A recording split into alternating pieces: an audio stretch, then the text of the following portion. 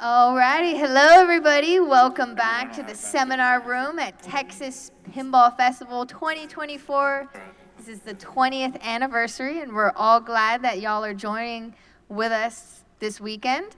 And I'm Imoto. I'm with Marco's Specialties, and we've partnered with Fast Pinball to bring PinDevCon to Texas Pinball Festival. And PinDevCon is all about homebrew and custom games.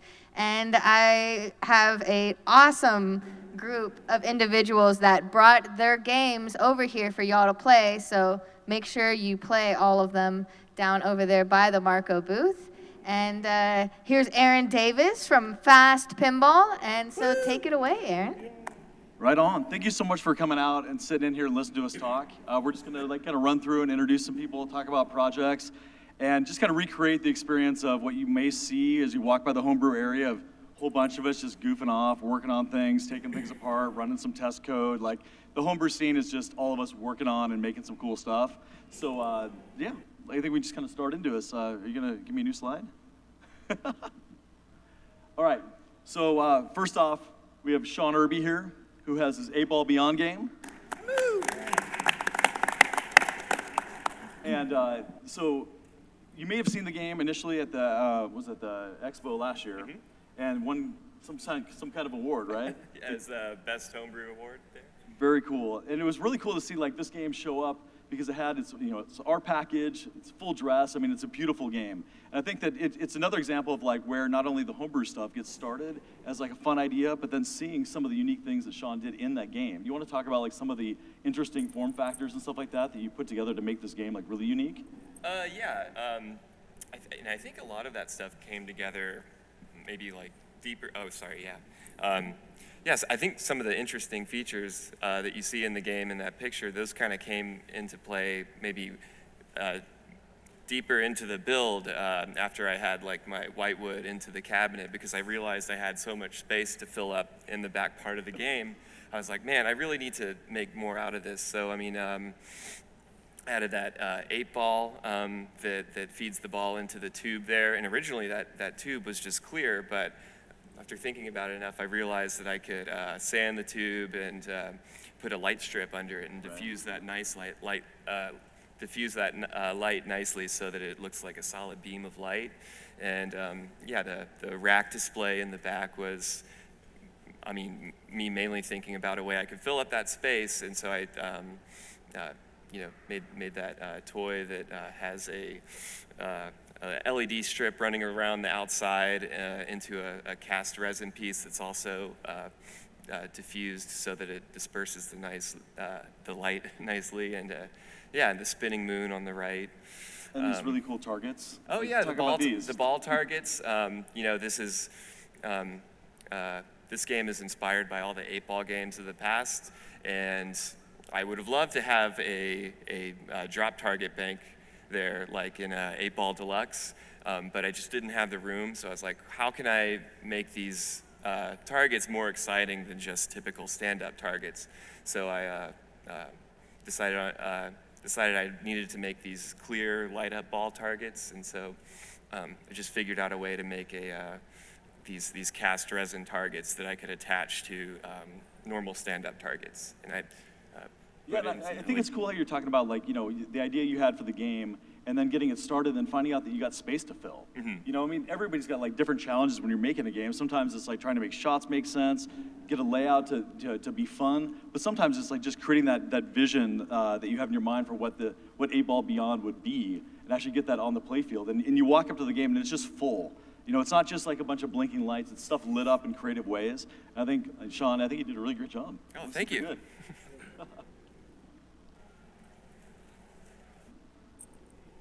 All right. Have you guys seen the Saw game here yet?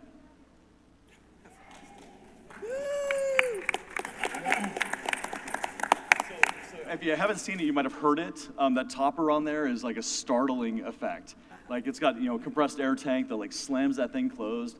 And I've loved watching people like walk up and play it, and then they see it slam, and it's like this, like they're embarrassed that they jump so much. But it's a really cool effect. And so this game, it's based on like a whirlwind playfield, and it's a really rich re-theme. So like talk about like what your vision was for like bringing to life, and introduce yourself too. I know you're one of 3 in the team here, and you know, yeah, one of 4. Okay, one of 4. So dive in. Sure. I'm Eric Klotz. Austin's like hiding back there in the back. This is actually he's in queue for Wizards tournament, so he's got to run. But this was really Austin's genesis. He's a huge horror fan, and we got to be friends through the local pinball scene. And you know, he was talking one night, "Hey, I'm thinking about building a homebrew," and I was like, "Yeah, I've thought about that too, but." You know, what do you want to do? And so we said, well, you do yours first, and then maybe I'll do one. And then it turned quickly into a couple other friends that joined the team. So Austin kind of was the genesis. Joe Farnsworth and myself did most of the physical builds. So the playfield, wiring, solenoids, all the lighting, all that was kind of my realm. Joe did most of the cabinet work and a lot of the other physical work, and he's got an engineering background, so he was really making sure I was doing stuff right. I was like, Joe, does this need to be this way? And then Glenn Wechter, who's not here this weekend, but he's actually worked with Ernie on some call-outs on his League of Legends game. Glenn's great with music and sound, and so he did all the call-outs, all the voice effects. He did all the music. Some of it was from the movie, but most of it was Glenn writing custom music. And then actually Joe's wife is the female voice in the game. Cool. So she's kind of the voice of Amanda, if you've ever seen the Saw movie. And so, yeah, it was cool to have a team to do this, and it's a little bit different. And I'm just so in awe of these guys to do the whole thing by yourself, because we kind of just lean on each other for all of our own skill sets. And Austin did all the programming, all the code work and MPF. I did some of the light shows, and yeah, it was cool. And he said, well, what do you want to base this off of? And he said, I really want a whirlwind because I want those spinning discs. Yeah. So he just had this vision that he wanted to use those saw discs as the basis of the theme. So yeah, that's kind of how it started. Well, I mean, you talk about like the team effort and stuff too. Like, I mean, I've said before, like making a pinball machine is usually like there's the thing you want to do, then the part that you have to do, and the things you'll do because you have to, you know, the reluctant part. And if you can find a chance to team up together, it gives you an inherent like camaraderie and accountability and stuff too. So if you know, I just got to get this layout done and dialed in and wired up so that they can start working on code. And once that's working, make sure that things line up right to start doing artwork and stuff. It really does build that momentum to get the project moving along. Yeah. And I think too, it's like anytime you're doing like a homebrew game, there's so much to do. I mean, it's not only just like code and software and animations and art and rules, but like anytime that, especially on your first project, if there's something you can do to kind of narrow down the scope of all that it takes, taking and retheming an existing layout, you're not solving geometry for your first go around. Like you might put together a great experience on an existing playfield that tells the story that you want to, and then maybe for the next time around, you're like, you want to start changing it and doing something more original and stuff. But the game looks fantastic. I mean, the artwork that are in a lot of these homebrew games now are really pushing what the expectation is from a homebrew. It's not just something that one of us made, but it was something that like is on par with some of the great games we see getting produced commercially these days. So that's fantastic. Yeah. It's looking super good.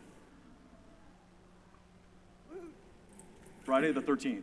Okay, so over in the homebrew space, the lines are super long. Okay, we're in there from morning until they kick us out at night, and I only just got to play your game like 45 minutes ago. I had to finally just commit to stand in the line 3 deep until I got my turn to play it, and of course the guy in front of me was having the ball of his life. So I'm like counting down to try and get to this presentation, but still getting a chance to play it. So it's a fantastic theme. Like, tell us about like why you picked this theme and what got you started, and share the journey. Sure. Hey, so first of all, I've been screaming for 2 days, so my voice is totally shot. My name is Kyle, and my goal for this whole thing was just to make a fun game, right? I'm an English major, I'm not an engineer, so I had no idea what I was doing. So shameless plug for Ernie, right? He offered homebrew kits. So if you're like, thank you. And he still does. Use code TPF24 for 10%. No, I'm kidding. So he was offering kits, right? I'm like, okay, well, this is the sign that I've been waiting for. So I called up Ernie, got a kit. I'm like, awesome, I have a piece of wood, I have a computer, I have a bunch of wire, and an English major. None of these things are compatible with each other. So I said, what theme is probably not gonna be done, right? So I'm a kind of a horror nerd, I like sci-fi and horror. So I'm like, Friday the 13th, there's 12 movies, there's 2 video games, the rights are all over the place, there's lawsuits, everybody's infighting. So this is probably a good opportunity for me to kind of milk all of these different assets. There's an embarrassing amount of stuff out there for Friday the 13th. So I'm like, okay, to heck with it, here I go. So I kind of fumbled my way through building. I texted Ernie in a panic. I'm like, oh my God, my flippers don't work. My life is ruined. This was a waste of money, and I don't want to do it myself. He's like, plug the red thing into the thing, and it worked, and that was like a eureka moment for me. So for my game, I don't have the talent to make this crazy Keith Elwin layout. I wanted a traditional, boring, traditional layout with ramps, kickbacks. So there's a lot of stuff that I stole from Steve Ritchie. I love the Yagoff kickback that's in there. There's a kickback in the lower left. Ramps, spinner, pops, scoop, just those kind of traditional pinball elements, because I didn't know if I was going to be able to do this. So I put everything together, and slowly but surely it started to work. Tons of help from the community. One of I think the complaints about Homebrew is that there's not really one repository, like what do I do? There's stuff all over the place. There's Google groups, there's Facebook, there's Discord, there's Slack, there's a FAST team, there's a Cobra team, there's a P3 team.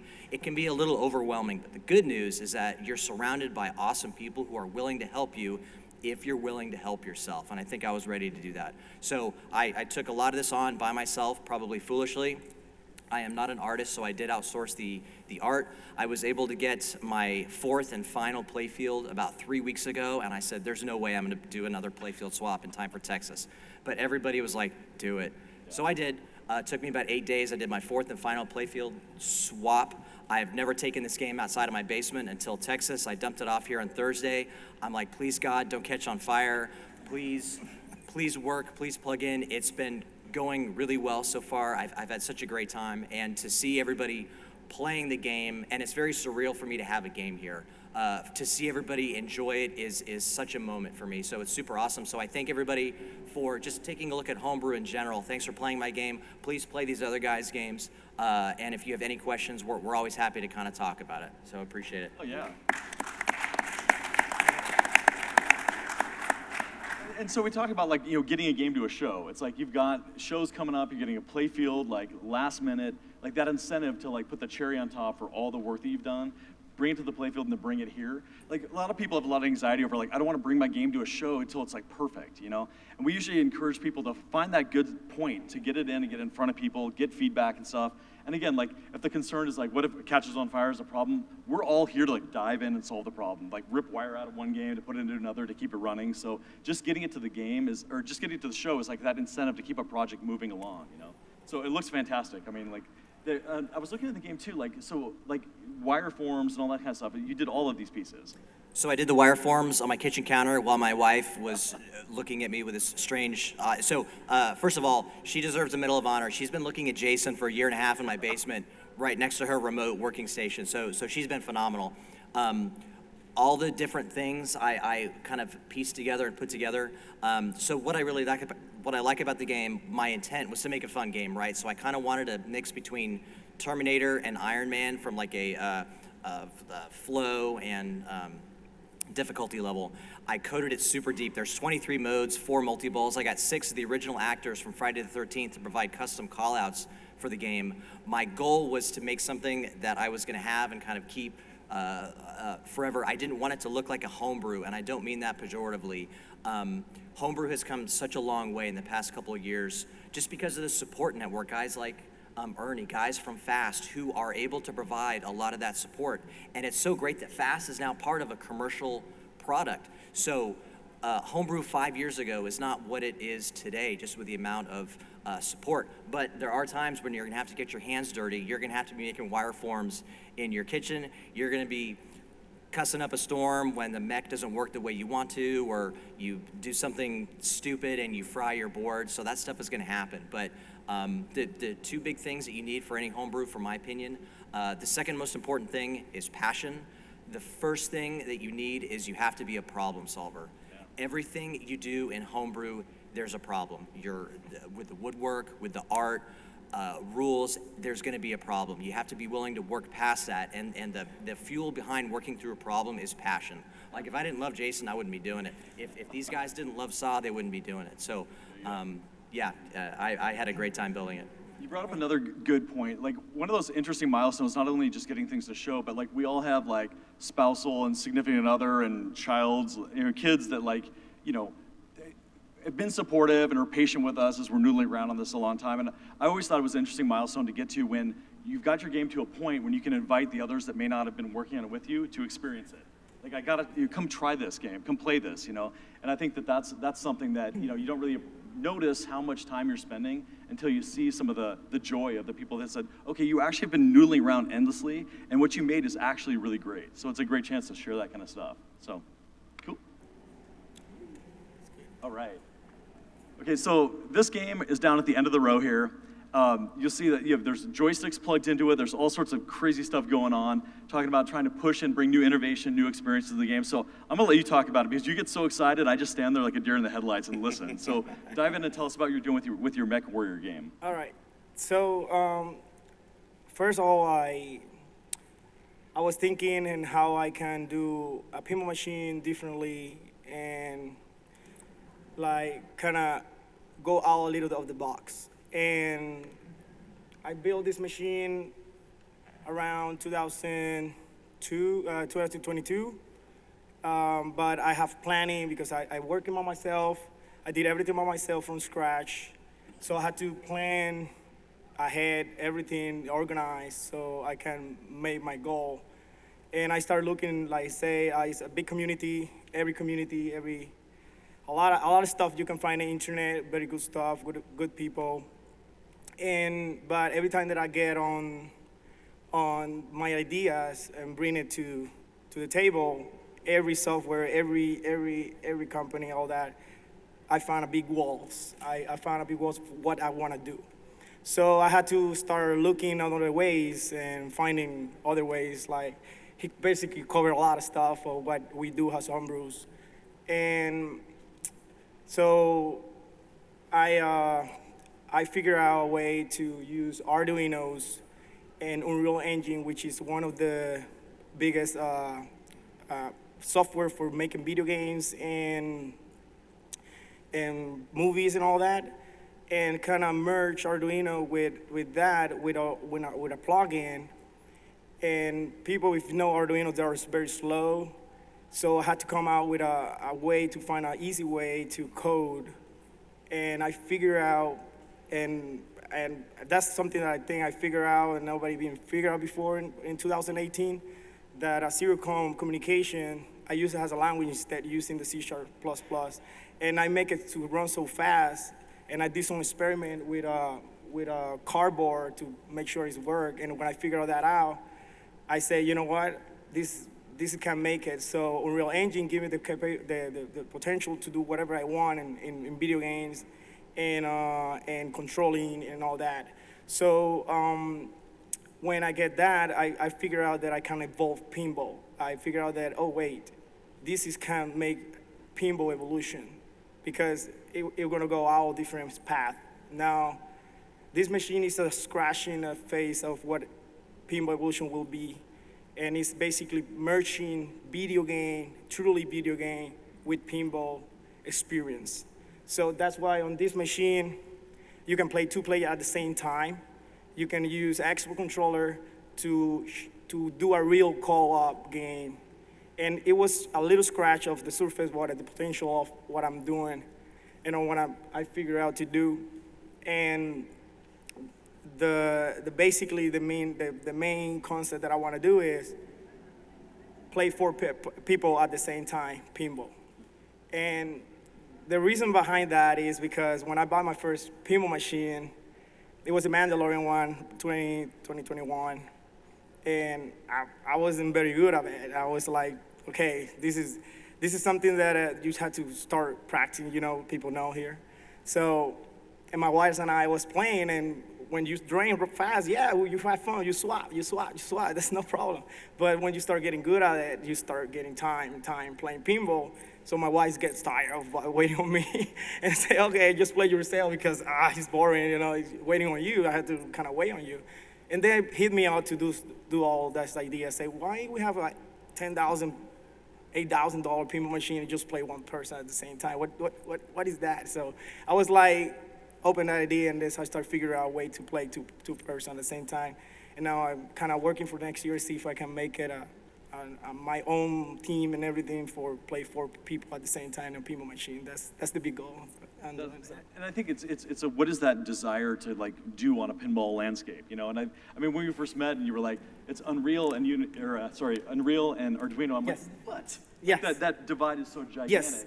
But when you started talking about what you wanted to do, Yeah. you start to see like why the decisions are what you need them to Exactly. be. You need to know the potential for infinite control and game design paired with whatever you need it is to make the Exactly. physical world work. Exactly. Like that's exciting. And I think that, you know, a lot of times when we're building games, it's not just to make a pinball machine. Sometimes it's like to learn, you know, new skills, learn how to write code, like buy some new tools. I mean, the justification for new tools in pinball is off the charts. Like Exactly. getting in 3D printers, laser cutters, whatever. But when you're talking about things you want to do and innovate and bring new gameplay experiences into pinball, you know, that is the desire. That is the what's going to keep you up at night and have you spend an extra 2 or 3 hours like Yep. before you should be sleeping just to try that one more thing. Yep. But then bringing it to the show, and you know, when he brought his game in, it was like, I need to be at the end of the ropes, and we have someone standing there with a joystick playing along with him. I'm like, I gotta see this, you know? Yeah.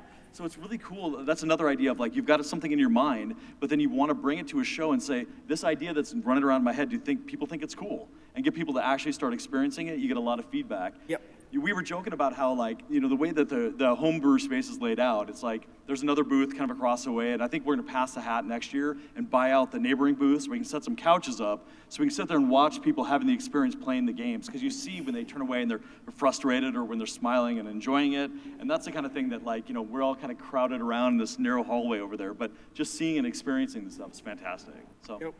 very cool. Thank you. All right, who's this guy? So Anthony Van Winkle's game here. This is a conversion kit. It's creating a new game experience on top of a Swords of Fury game. So the Swords of Vengeance game is, I'm gonna let you talk about this because all the work that you've done to create and tell the story, create the feeling and vibe on this game is so impressive. So take it away. All right, so Swords of Vengeance is actually my second game. My first one was a from-scratch homebrew project for Mass Effect 2. And it was a lot of fun, you know, getting the saws out, cutting the playfield, doing the wiring, you know, putting all that together. But, you know, as all these guys will attest, it is a lot of work to build a machine from scratch. And then a couple of years ago, the folks at Fast were working on the retro platform for doing, bringing new life into older games, where you can just swap out the main board with a Fast board and run the original game, but it's still, it becomes a Fast system, which means you can run it just like any other Fast platform. So I was thinking, well, if I could take an existing machine and run a new game on it, then I don't have to design playfield geometry, I don't have to build a cabinet, I don't have to crimp until my fingers bleed, you know, I can just focus on the game itself. So that's, you know, the idea behind Swords. And I really like the older era, like the late 80s era, because you've got these great play fields. There's enough complexity in the mechanics and the shots. You've got ramps, you've got diverters, you've got drops, you've got all these types of things that a modern pinball game would have, but you don't really have anything for a story. I mean, Swords of Fury being the perfect example.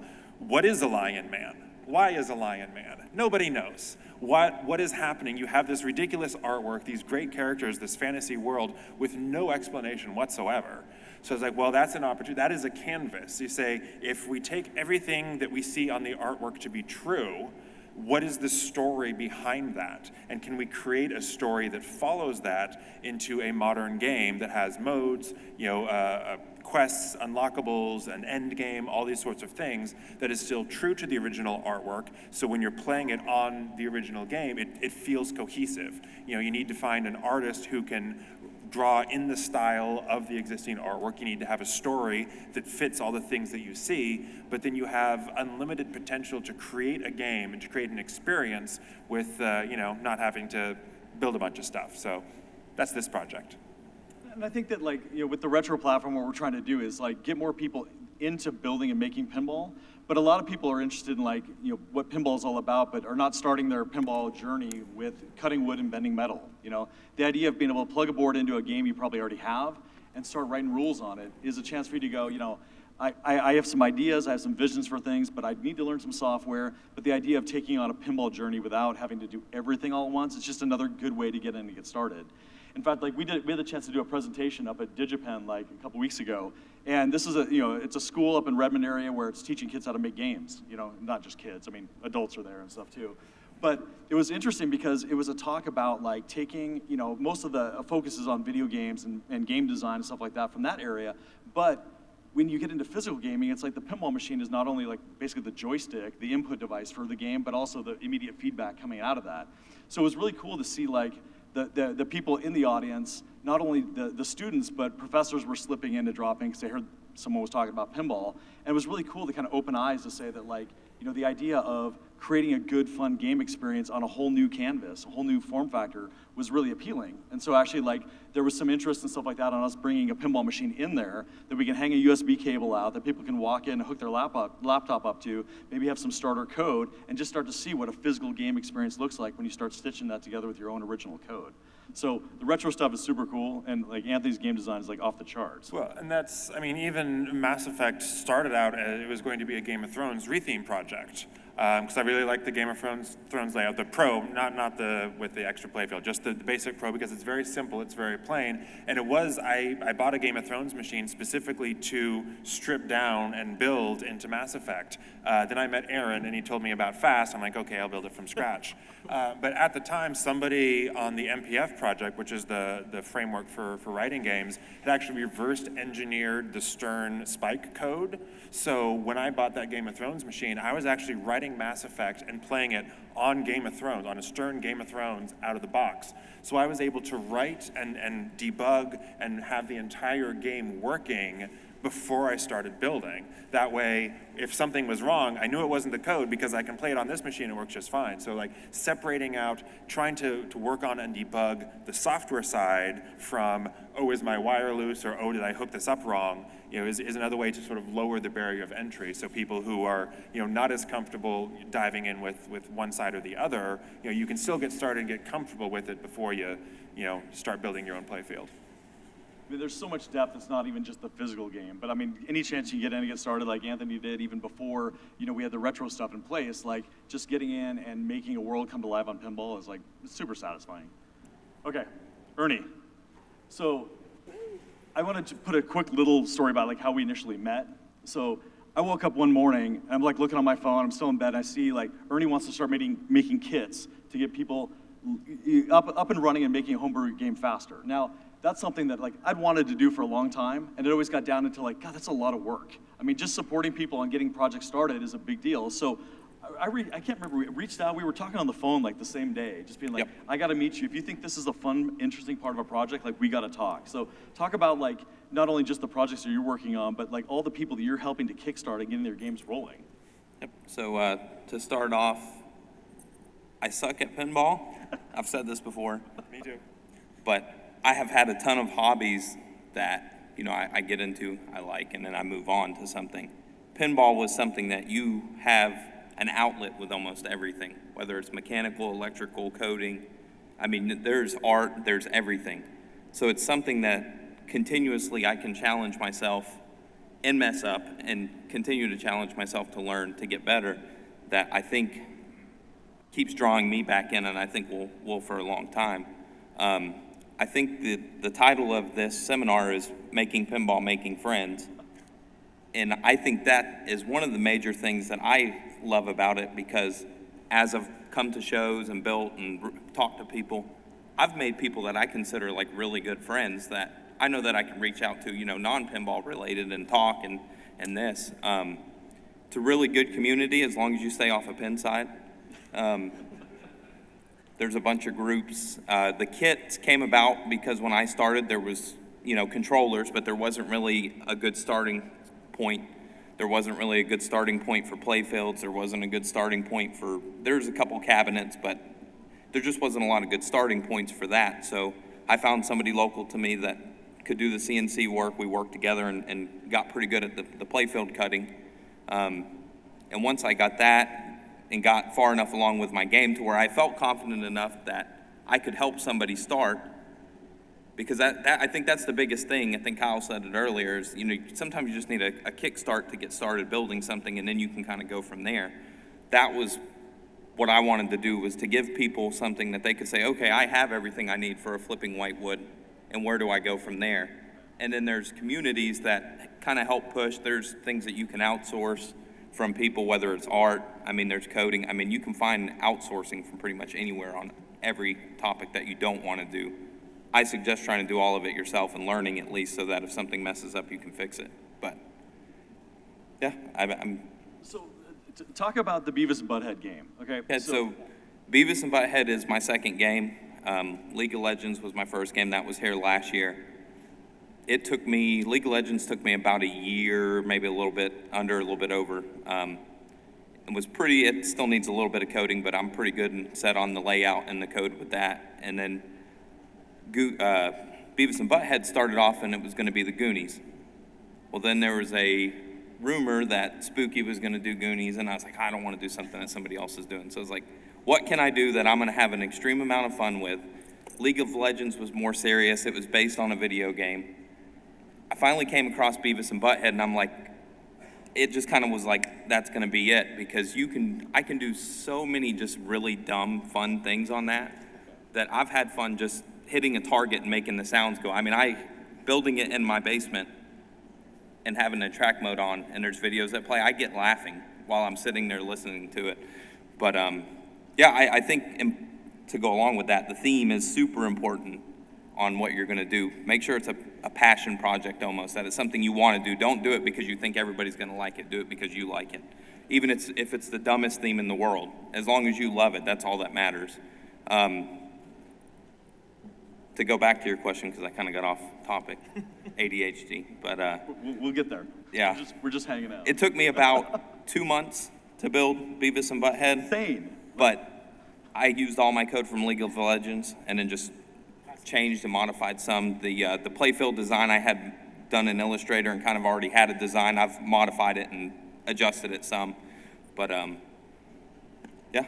I mean, it was like before Pinball Expo in Chicago back in October. It was like 2 months leading up to that, starting a new design, like a whole new theme and stuff like that. And we're all kind of watching along in the Slack channel, like, cool, like, I hope you get there. And to see that, like, it did get there, and people were playing it, and it's just one of those themes where, like, I mean, a lot of us, like, remember the show, and it's like, it almost starts to write itself in your brain, all the comments, all the silliness and stuff. And even, like, before you come to the show here, it was like, what, 2 weeks ago, you're still reprinting, like, different toys and stuff like that that are in the game? And I had made some adjustments and hadn't coded it yet. I was not planning on being here, and then decided last second. And then huge shout out to Marco, because they helped me with figuring out some logistical things to get the game shipped here. So huge shout out to them and Aaron at Fast. And to go along with community, huge shout outs to, like, Anthony has helped me multiple times with just code questions. And there's other individuals that are in the community that are just really there to help, and they're not asking really for anything in return. They're just there to help people, which is fantastic. Yeah, I'd say that, like, well, I mean, that's the end of our row here. So, I mean, looking at not only just, like, these communities that we're talking about, like, the different things that we do to, like, kind of help and support people on the projects and stuff, a lot of us, like, do have, like, kind of extended roles in some of these projects and stuff. And, like, you know, you were talking about, like, Anthony here with, like, the Mission Pinball Framework, like, is a major maintainer of this project. So even as we're sitting in the booth, you know, some of the projects might have, like, an issue with a certain light fade, and we're, like, hacking together boards so we can physically test it, like, in real time. And I think that some of that stuff is really beneficial with an engaged user group that's, like, pushing, you know, open source software frameworks to the limits, where you might think that, like, this has everything covered and all the needs are met, but then one person does one unusual thing that makes something do something different, and now everyone's locked on and obsessed with trying to figure out what that is. So there's not just the things that we're doing to solve our own games, but the things we're trying to solve above that. You know, even like what Ernie was talking about with his kits and stuff, you know, if you can get to the point where you can get a game moving, you're getting that momentum started, you know, every time, when I look back at over the years, all the stuff that we've done, like both with the fast hardware, with the Mission Pinball Framework and everything that's evolved over the years, you know, you think you've got everything covered. Like, okay, so we've got a software framework, we've got some hardware, all right, people can make pinball machines. And so all of us that are eager to dive in and do a lot, we get in and do a lot. But then you get the next wave of people that comes in and says, I want to make pinball, but, like, where do I start? And it's like, they weren't there for the first wave, so now we start writing some better documentation, we create some template files, some starter game code, you know, sharing CNC files and stuff like that around, and you're like, okay, cool, we got it. Then the next wave comes around and they're like, this is a better starting point, and at the same time, you're drawing in more people that are feeling less intimidated because it's better documented, there's more resources available and all that stuff. And again, like, even this last year round, Brian Madden went through and rewrote all of our fast documentation. It's like off the charts. I mean, it's like, I love talking about what we do because we get really excited about it, but to have the documentation that backs it up in a way that says, it's not just Aaron standing up there going, oh my God, it's so cool, but it's actually some paperwork you can take, or your website you can go back and read and see that like the documentation actually backs up and supports the stuff that we think is super cool. And then people can start daydreaming about the things they can do and build with this stuff. So let's talk about like, how much time do we got? We're doing pretty good. Okay, so one thing that I always ask people on these projects is like, you know, what is your hard part on these things? Because we all come in like, you know, thinking we're to take it all on, and eventually you run into some jam. And so when you find that, like finding a creative way to work through it, and whether it's teaming up with other people or something like that, but like, what are some of your log jams, and like, how did you work through those? Anybody want to jump in? Self-awareness is probably one of the most important qualities for any homebrew person to have. You have to know what you can do well, and you have to know what you can't do. Okay. If I can't do woodwork, if I can't code, if I can't do art, you have to be able to outsource that or power through it. So knowing yourself and then knowing what you enjoy and what other people might enjoy if you want that game to play, I think is pretty critical. So working through problems like we talked about, being a problem solver is important, but knowing your own limitations and knowing your strengths is going to be critical. I think so, like a team up factor. So it's like you know what you want to see happen, and you may not be necessarily the person to do it, you know? So I think that is a good way, and it does attract getting other people into pinball as well. But I think that knowing that you don't have to do anything is like, it's okay to admit that. You know, you don't need to be the one that does it all. And so finding a way to kind of come, you know, clarify your vision and help other people jump in is a huge help. Anybody else have an experience with that? Well, with that specifically, or with different logjam? Your challenge point. So this goes back to the topic of choosing your theme, and where does that theme, what does that theme provide with you? So I strongly recommend video games as a theme, because with a video game you have music, you have dialogue, you have characters, you have videos that you can record, you have concept art, you have screenshots, you have tons and tons of media available to you, so you can just sort of take that and put it into the game. You know, like for Mass Effect, I was doing a mode a couple of months ago, and there were no callouts. I was like, I should have some callouts in this mode. So I went to the game files, and in that particular part of the game, there were 10 pieces of dialogue. So I listened to those 10, I'm like, that's what I'm gonna pick. I had no choice. Those are the only options. So you pick something and you move on. And so when you're working with something like that, like you pick the best thing and move on. Whereas, Swords of Vengeance is completely from scratch. So I have artists who draw the characters, who draw the backgrounds, a composer who writes the music, but then it's entirely on me to be like, what is the character's pose? What are they going to say? I have to write dialogue, I have to get somebody to record it. So there's a lot more pressure, and it's a lot more time, it's very time consuming to find artists, to commission them, to wait for them, to get the instructions, to do that back and forth. Video games and TV shows, tons of available media. A movie would be a little bit harder, but building something from scratch, like that is a very, very different, more time-consuming approach, just because it's all on you to come up with that stuff. I think it also, anytime you've got assets and content that can help drive the story and move things along, it helps give structure to a project that can, be just daunting. It's a blank canvas, So if you can start sprinkling around on that, like characters and worlds and stuff like that already exist, it becomes you can build that momentum. But also too, like having the vision for what you want this to be will help you tailor the message for the artists that you're working with, the people that are doing music, like all that kind of stuff. So just having something that lets you go, okay, I can see it, I can believe in this. You can get other people to believe in that too, and that starts to feed on itself. You can get kind of inspired by the unique ideas that somebody may not have ever thought would have been useful in pinball, or you might not have thought, but now seeing somebody with a fresh perspective on it can add new energy to your game. Anybody else have anything? Yeah. So yeah, for the way that I see it is more time is more the hardest part, having time to do everything. And I think for simplify that, you organize yourself. That's the hardest part for me in my project. Mm-hmm. Really organize. I did the machine in 1.5 years, but I planned for a year. So basically I plan all that I want. I figure out everything from scratch. I know that I got my favorite video game to be my pinball machine as well, because I love pinball, and also I play video games, and MechWarrior is my favorite video game, and I had to have it on pinball. So, and then I discovered this situation. I said, well, I can evolve pinball, I can do something better, that everybody get together in that place. So I had to organize spreadsheet basically, just doing, okay, I had to kind of design the game on BPS to make sure I got the callouts that I want for the game to represent the game. So that's a one thing that I telling everybody, if you want to start, it's software out there, free software that you can download and you can start learning and get your time planning, because that will make your project go smoother to make it. Because yes, I respect the old-fashioned way, but today we got tools that we can use for free to make everything faster and better. So, and that's why, for example, what he says is right, but today also we have AI. So with the AI, you can make teams, you can do whatever you want. You can even code with AI. So my second game I'm doing with AI.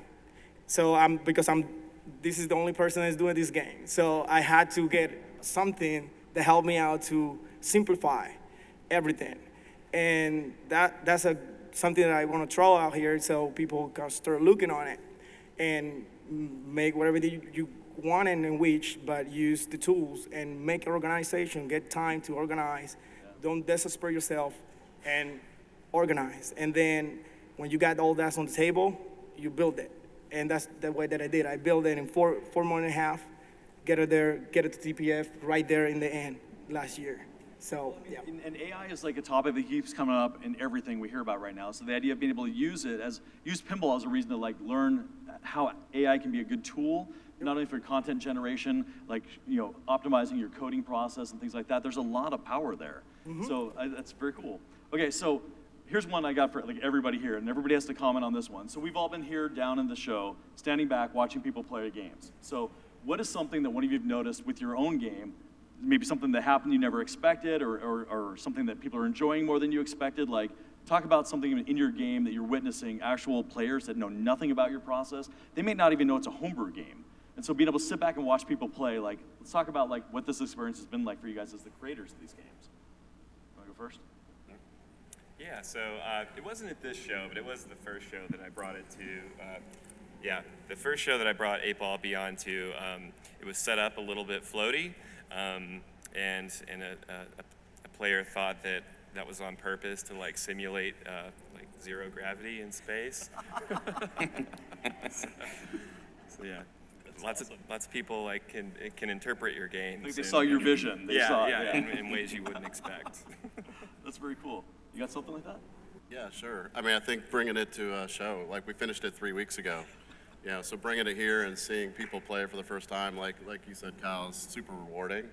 Just first of all, it's been really fun to watch people's reactions. When the topper goes off or so cool. The discs come on or something in the game. But we play a lot of tournaments, and so I think especially Austin, who coded things, has a lot of ideas about how rules and modes and things might work. But when the player steps up and they, we're trying to help people through it, and then, hit 3 shots to qualify a mode and go and scoop to start the mode, those kinds of things. But when you see people do it, you say, man, we need to go back and change this code, add a visual cue here, change this light show.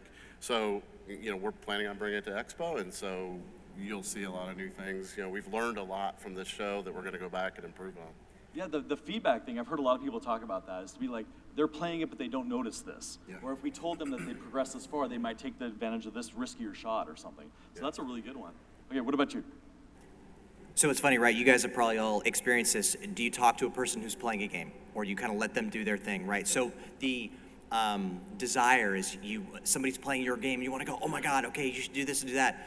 But then half the time it's like, dude, go over there, just let me experience the game. So what I learned bringing my game here, and again, I just pulled it out of my basement the other day, and you guys are the first people to play it. I learned pretty quickly that the game is really hard.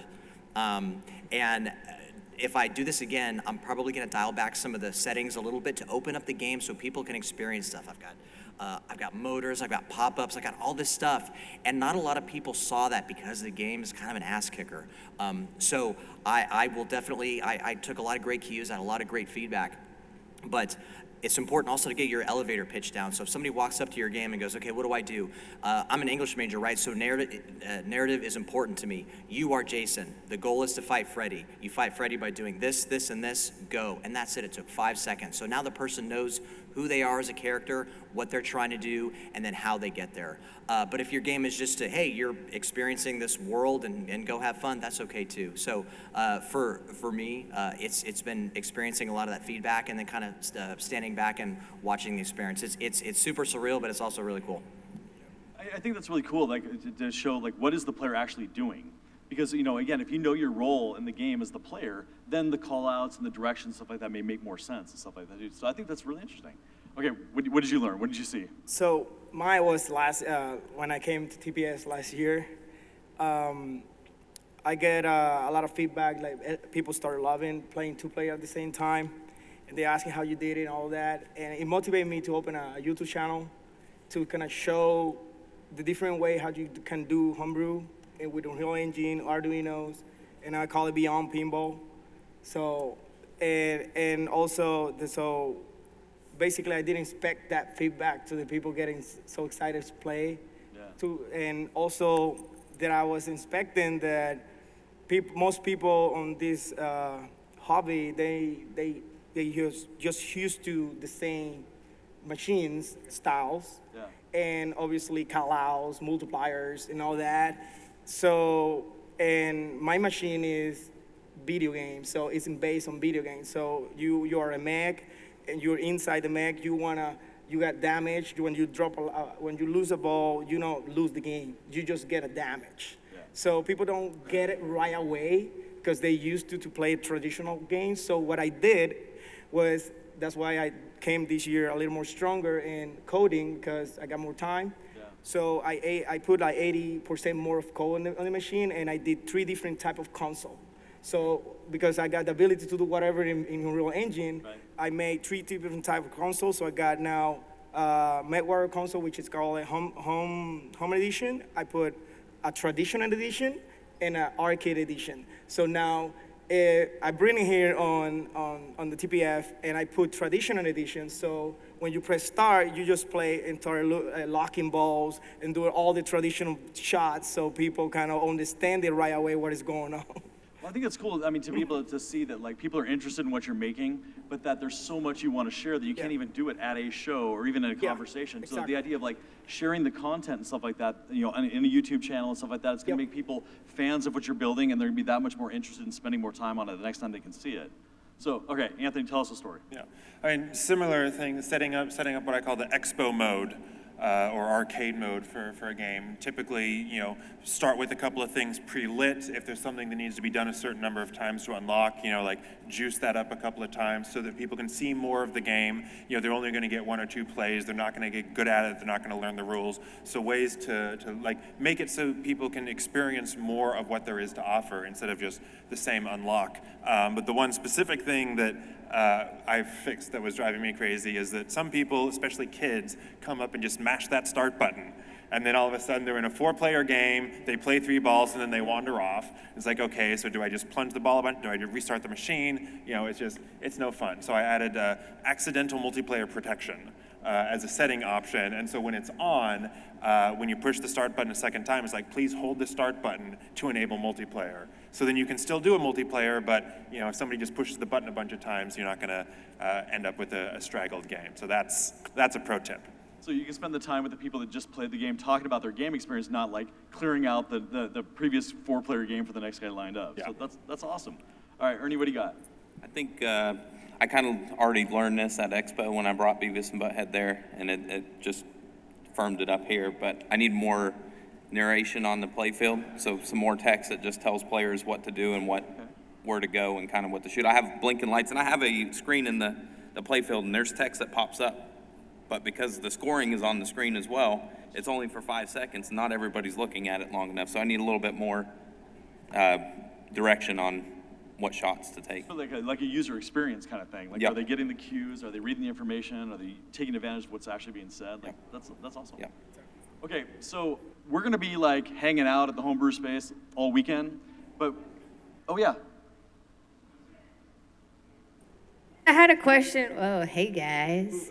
This is a great seminar, by the way. Everyone's loving it. Here and on Twitch too. They're super excited. From Mr. J. Crane was asking about how do y'all do your like cabinet art and inside art blades? Is it vinyl? Like what are your recommendations for a route to go for someone doing that? I think that there's multiple directions that you can go there, and it's kind of based on how much money you want to spend or how much time you want to spend doing it. As far as artwork, Fiverr is an app on your phone. They have a website. There's artists on there that you can outsource. You can outsource coding, you can outsource art, you can outsource sounds, you can outsource 3D modeling. There's all kinds of stuff on that app that you can outsource. I've used it for League of Legends and my next game, my third game, to do the artwork. Fairly reasonable, depending on who you talk to. There's different price points, there's different delivery times. As far as actual prints, you can get vinyl prints. There's websites online. There's Sticker U. There's multiple ones that are kind of like that you can order playfield prints, cabinet prints, and just stick them on. You can clear coat over the top of those. There's a certain amount of steps that you kind of need to do to clear coat over those, because if you do it the wrong way, it kind of interacts with the vinyl. Right. There are companies and people that offer direct to wood printing, and then there's people that offer clear coating as well. Cruiseman is one. He has a super long wait time, but there are other people that do it as well. And there's nothing stopping anybody from learning to do it themselves either. Sweet. Awesome. And then I had one more personal question. When I played Saw, the topper freaked me out, and it's the only pinball machine that I've ever experienced that has an air compressor screwed to the back box. Can you tell us a little bit about that project, like how it came to be, and has it chopped off anyone's limbs? No, we're good. Yeah, we know that probably wouldn't be a commercial topper that'd be allowed out there for legal reasons. But no, Austin had a friend that he sourced to make that for the game, and we said that has to be the topper, and so yeah, it has an air compressor on the back. It's used paintball tanks, air tanks. And Austin actually has been filling them up. He went this morning at 8 o'clock to get the tanks filled. And the guy at the air paintball place was like, "How are you going through 2 tanks of paintball like every day?" And we're like, "It's a pinball thing," and that didn't help. He was like, I still don't understand. But so we'll probably get a bigger tank for the air compressor. But yeah, we hope it scares people. That's the idea. Yeah. People jump. Well, that's our time, right? So we're gonna be hanging out, like I was starting to say, like down all weekend at the Homebrew place. But we're gonna be down there. We're trying to do like a little open house here now. So if you want to come down and like pick the brains of any of us in person, like come down and do it. You know, we'll point at things, ask some questions and stuff like that. But like really, the chance to like engage with everybody and show them like how exciting these kinds of projects are. You're not gonna get a better dose of that than just hanging out with us, goofing off down in the booth down there. So come down and see us. And thanks so much for sitting in and enjoying making pinball, making friends. Hold on, I got one more thing. I just wanted to mention that the homebrew games that are here all have artwork on them. They're all a little bit more advanced. Do not let that stop you from bringing a whitewood game to the show. People love it. They love to see it. Very true. Because the games here are a lot more further along than what a lot of people have, and they're the ones that are not as far along are just as fun as the ones that are finished, and people love it.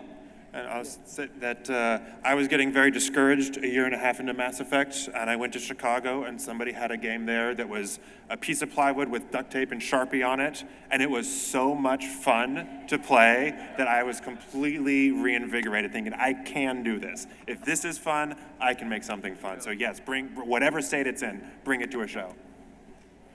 Yay.